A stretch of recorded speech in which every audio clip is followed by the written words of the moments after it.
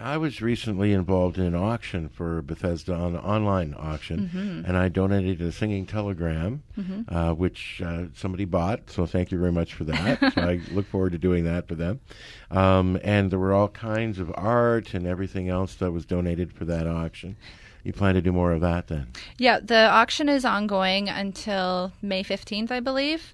So we're always looking for donations. I recently bought 3 pieces of original art on the auction myself, but we're looking at getting original art, baby items. I think right now we even have appliances on there. So everything under the sun. So I think it's safe to assume that if Bethesda's been going for better than 50 years, that it's probably touched the lives of thousands of people. I would imagine so as well. And if you had a magic wand and could change anything for teen mothers in our society, what would you change? I would hope that they all had the same experience that I did with Bethesda. Like I said before, I utilized everything that they had to offer. I received counseling for a lot of the things that landed me in that position in the first place. And like I said, the camaraderie with the girls, the other girls that live there, I'm still friends with a lot of them in my personal life. Is there anything that we have to look at in the laws of the land or taxation or benefits or things like that, things you get from the government that might ease the problems of teen mothers? I had read in one of the articles about the Bethesda Center that it is something that takes tax money now, but it's also preventative. I know a lot of the girls who I've met through the work that I'm doing now with the Save Bethesda Committee. A lot of them were off the system within a year after leaving Bethesda, and unfortunately, it's not a good statistic for teen moms to be able to finish high school, which is the very, very basic thing that you need to get anywhere in life. A lot of teen moms end up never finishing school and just staying on welfare, and that's a big tax burden, a much bigger tax burden than the Bethesda Center is. And perhaps the parents and grandparents of teen moms need to sometimes be a little more supportive. I agree. Okay. How about, we haven't talked about the gentleman involved here because it's always a father. Are teen moms better off without certain fathers in their lives, or would they be encouraging more fathers to be proactive and stick around? I would certainly encourage the fathers to be more proactive. I had a good experience with my daughter's father.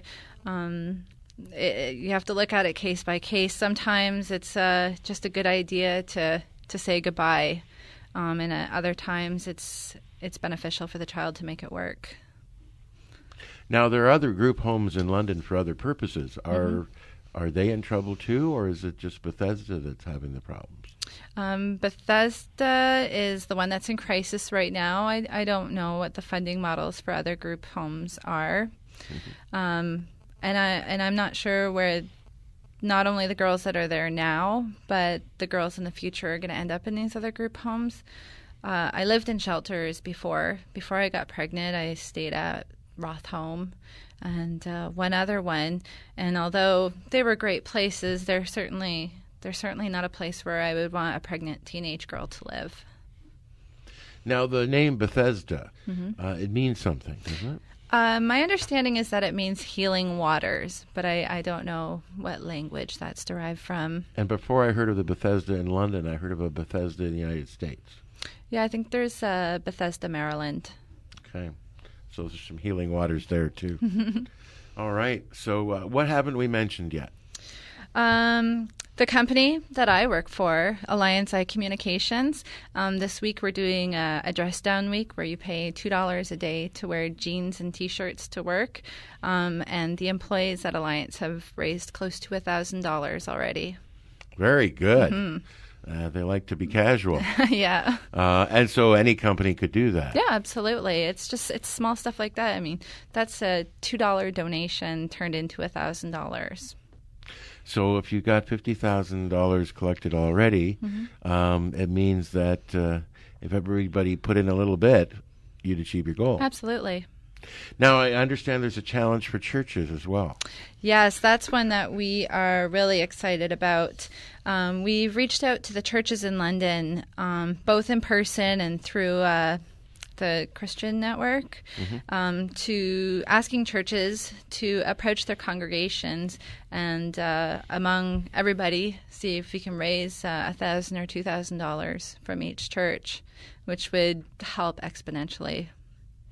And perhaps there's some secret benefactor out there who's got a big checkbook who might like to match what you've done so far. That would be nice. That would be fantastic.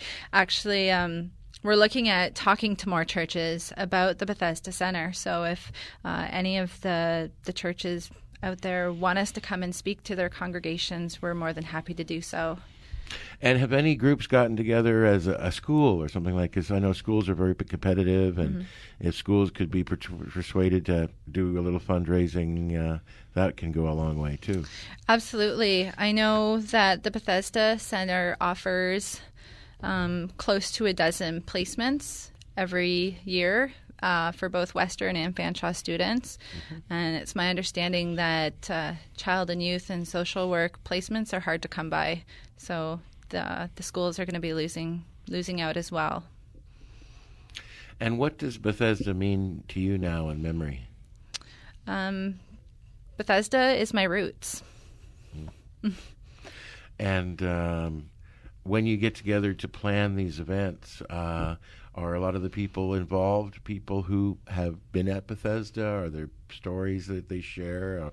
Or are a lot of people just saying, this is not right and we're going to fix this? Just over a month ago, about 15 people got together, which included past residents, a current resident, past and current staff members, clinicians, social workers, nurses, doulas, members of the community that actually live in the neighborhood that Bethesda is located. It's just such a wide variety of people that don't want this center closed. And it's certainly, I'm thinking, when I was thinking of people who remember Bethesda, I was thinking of the mothers, but it's been around for 50 years. The children, too, are grown up and would remember. Yes. It'd be interesting to see, because they would be very young when they leave Bethesda as children, so it'd be interesting to see if they have any memories of that time. I don't remember what my first memory in life was, probably when I was 3 or something. But, yeah, we're actually looking for mom and baby pics of any pictures of any past residents or day students. They can send them to our Gmail account. We're trying to put some more faces to the cause. Our Gmail account is SaveBethesdaLondon, all one word, @gmail.com. Very good.